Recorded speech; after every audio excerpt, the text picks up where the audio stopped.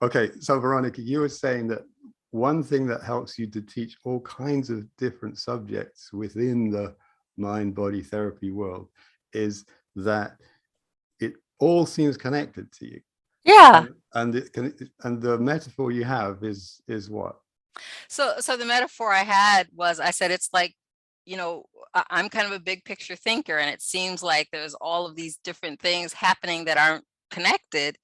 But to me, it would be as though I were in the kitchen. So it's just like if I went into the kitchen to cook a meal, right? And in my mind, I'm like, okay, I'm going to make a meal for my guests, and I'm going to have some meat. I might have, oh, I'm going to have, for the meat eaters, I'll have, chicken, and I'm going to have some fish, and I've got vegetables, and I'm going to do the dessert, and I'm thinking about what beverage am I going to have, and this is going to be baked, and this is going to be fried, and maybe I'll have a little soup, and I'm going to have, I don't want to use that herb because that herb will, in this dish is going to clash over here, but this herb is going to go great. And I'll take a little bit of that herb and sprinkle some, in this dish. And so I said, I'm like in the kitchen with 8 arms, and it seems like I'm all over the place, like doing all these different things. But to me, I'm just making a meal, and the meal consists of all these things that belong together. And so when I spread it all out on the table, it's exactly that. It's like this unified meal made up of many components, but it's one thing. And that's just how I go through life, like that. And so that allows me, I think you said to me, it seems like I'm teaching different things. And I said, oh no, they're all related. So I see a relationship between anatomy, physiology, kinesiology, pathology, Chinese medicine, systems pathology, and then how we take all of that theory and ultimately transfer it from our mind out into how we touch another person. Okay. Do you want to do one quick little experiment there? Sure. Because you were saying the Western stuff seems to be more on the left side. Yeah, Yes. I suppose so. Yeah. The Chinese is more on the right. Yeah. And if you just bring your hands up again to kind of connect with both sides. And what's in the middle? I'm just curious what's in the middle there. Oh, chi. Chi. Chi is in the middle. That's the thing. Okay, Yeah. I get it. Chi is in the middle. It's like, yeah, it's like, my yin stuff over here and my yang stuff over here. And neither one is fully yin or fully yang, but it's this merging together of those things that I think is unique for us as body workers. Like, who else does this? Who else can take all of these different paradigms of the body and even the world and merge them together and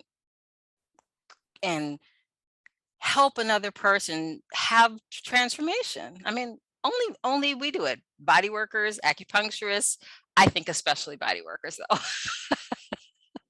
Yeah, so you were just saying when I asked you that question, you didn't really know what you just said. I said, I don't know. I like dialogues like this because I don't know what I think until someone asks me. And in that particular instance, for example, when you asked me that question, almost before you were even done asking the question, the answer was welling up inside of me, like chi, like I didn't even have to think about it. So it's one of those things. It's like, it's in me and I knew it. Yeah. And I just live from that space. I don't really think about it or analyze it. Yeah. But I like for someone to ask me questions like that, because then it also, in a way, it helps me discover myself, and it helps me solidify what I know. But I think that's a very good insight for people who are trying to learn clean language, that, people tend to think it's just a list of questions and they've got to get the questions right and it's sort of coming from the head.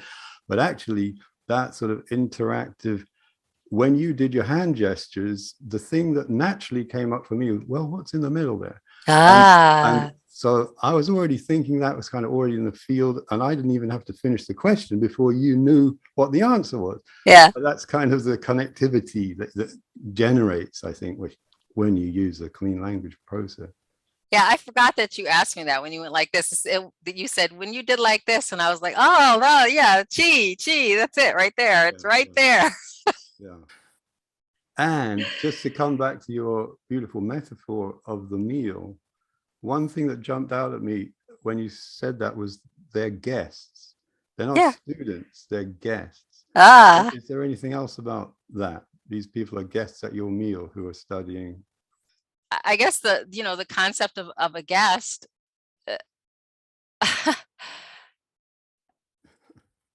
I hadn't really realized that I said it, but I suppose to a certain extent that when a person comes into my classroom, that they're like an honored guest, right? And I want to make sure that I'm treating them with, if you've ever noticed at the bottom of my email, it says, I will treat everyone with kindness, dignity, respect, and compassion. This is my motto. Please hold me to it. And so it's kind of that same thing. People would say, oh, as the instructor, you're the expert in the room, right? Well, we're all students, we're all studying. I have lots of stuff to learn, but when someone comes in the room, I really want to make sure that I'm treating them in a way where, um, yeah, where they feel honored, where I'm giving them the best of what I have, and that they can walk away feeling satisfied and ready for more. Yeah. Well, also um, what you're saying there about seeing the person as a unique person, listening to, I mean, that sounds very much like the philosophy behind clean language, that each person is unique. It's what's going on for them that we have to tune into, Mhm. not just dumping expert knowledge on the person. But yeah, that's the whole thing is totally inspirational. Thank you very much, Veronica. Thank you. Yeah, Okay. the clean language, I'm so interested in that.